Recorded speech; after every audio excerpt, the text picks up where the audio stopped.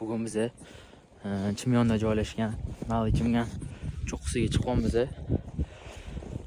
Yakshanba kuni uyda nima qilishni bilmay, uyda zerikib o'tirgandan telefon o'ynab, obedgacha uxlab, shunaqa cho'qqilarga chiqish kerak. Mana chiroyligini ko'ryapsizlar. Uni ko'rgan odam O'zbekiston deb ham o'ylamaydi. Mana manzara. Вообще cho'tki bo'lyapti. Men bolani ham bugun birinchi marta chiqish ekan. Oke, taassurotlar qanaqa? Nima charchadingizmi? Qanaqa bo'lyapti, oke? Faqat shu sirpanchilik etmasa, hatto вообще zo'r bo'lyapti. Hop, bunaqa joylarga o'zingizlar kelsanglar ham bo'ladi. Или Instagramda turli ham tiqilyapti. Bemalol kelsanglar bo'ladi. Faqat bunaqa tuman bo'lishi lokatsiyaga bog'liq emas. Bu pagodaga bog'liq.